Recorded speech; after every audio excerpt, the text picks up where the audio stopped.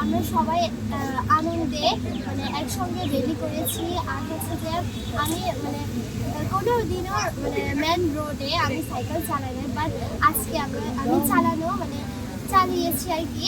তো তাই জন্য আমার মজা লাগছে, আনন্দ লাগছে। সহিংসতাকে না বলতে এখানে সাইকেল র্যালি করতে এসেছি।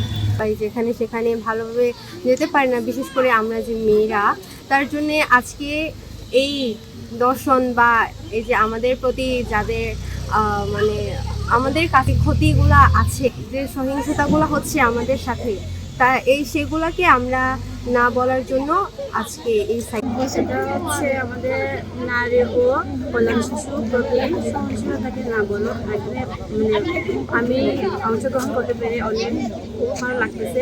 আজকে একটি সুন্দর একটি র্যালি আয়োজন করেছে তৃণমূল উন্নয়ন সংস্থা থেকে। তো আমরা সেখানে নিরাপত্তা হিসেবে কাজ করেছিলাম। তো এই র্যালিটি হচ্ছে যে আমরা মেন শহরের রাস্তায় র্যালিটি চলেছিল, সেখানে অনেক গাড়ি ঘোড়া ছিল।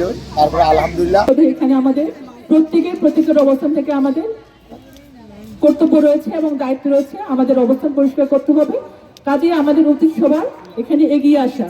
তো আমরা চাই এখানে সমাজের প্রতিটা মানুষ, প্রতিটা ব্যক্তি সচেতন হয়ে আমাদের নারী ও কন্যা শিশুদের নির্যাতনের প্রতিরোধে সবাই এগিয়ে আসুক। এটা হচ্ছে যে 25 নভেম্বর থেকে 10 ডিসেম্বরে একটা কর্মযজ্ঞ, সেখানে আজকে একটা কর্মসূচি। আজকে আমরা সাইকেল র্যালি পালন করেছি। সাইকেল র্যালি আসলে উদ্দেশ্যটা হচ্ছে যে নারী ও কন্যা শিশুদের প্রতি সহিংসতা দূর করার মাধ্যমে মানুষকে সচেতন করা এবং তার এটা প্রচারণা। টানা তৃতীয়বার অর্জন করেছে দেশের সেরা সুপার ব্র্যান্ড স্বীকৃতি বসুন্ধরা টিস্যু। নারীদের প্রতি শিশুদের প্রতি সহিংসতা বন্ধ করবেন। আমাদের ঘরে ঘরে এখন আসলে অনেক সময় হয় যে কোনো কিছু হলেই বাইরে আমার কোনো ঝামেলা হয়েছে, আমার চাকরি ক্ষেত্রে ঝামেলা, কাজের ক্ষেত্রে ঝামেলা, আমি বাসায় এসে হয়তো আমার শিশুর প্রতি আমি করছি, রাগ দেখাচ্ছি, হয়তো অহেতুক হয়ে বউকে মারছি। এরকম আমাদের কিন্তু খুব অহেতুক ঘটনা হয় যে আমার হয়তো অন্য সেই ক্রাইসিসটাকে আমি বাসায় এসে মিট আপ করছি, কারণ আমার এক ধরনের ভিতরে একটা ক্রোধ আছে, জেদ আছে, সেটা কোথাও না কোথাও বহিঃপ্রকাশ করছি। এই কারণে কিন্তু নারীরা অনেক সময় নির্যাতনের শিকার হয়ে থাকে।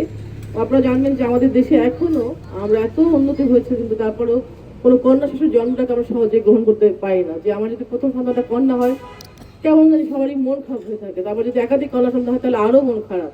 তো এরকম হয় যে আমরা দেখি যে কন্যা শিশু ধরেন মানে শাশুড়ি কথা বলছে না, শ্বশুর নির্যাতনের শিকার হচ্ছে, সেই মা ভালো যত্ন পায় না। এরকম ঘটনা কিন্তু আমাদের সব জায়গাতেই আছে এখনো দেশে বর্তমান। তো আমাদের আসলে এটা থেকে এগিয়ে আসতে হবে। আমরা আসলে চাই যে আমাদের সমাজের নারীরা কিন্তু সমাজের একটা অংশ। নারীরা এগিয়ে না আসলে কিন্তু সমাজের উন্নয়ন সম্ভব না। সেই কারণে আমাদের নারীদের প্রতি এবং কন্যা শিশুর প্রতি আমাদের অনেক বেশি যত্নশীল হতে হবে এবং নারীদের প্রতি আমাদের সংসার হোক, যে কোনো জায়গায় হোক, আমাদের সকল ধরনের সহিংসতা বন্ধ করতে হবে। আজকে যারা এই আয়োজনটা করছেন তাদেরকে আবার ধন্যবাদ জানাচ্ছি। আমরা প্রত্যাশা করি আমাদের এই সমস্ত প্রকল্পের মাধ্যমে কিন্তু আমাদের নারীরা অনেক ক্ষেত্রে এগিয়ে যাচ্ছে এবং ভালো ভূমিকা রাখছে। এখানে যারা কাজ করছে নারীদেরকে নিয়ে, তারা কিন্তু নারীদেরকে বিভিন্ন ধরনের, আমরা জানি যে যারা নির্যাতনের শিকার হয়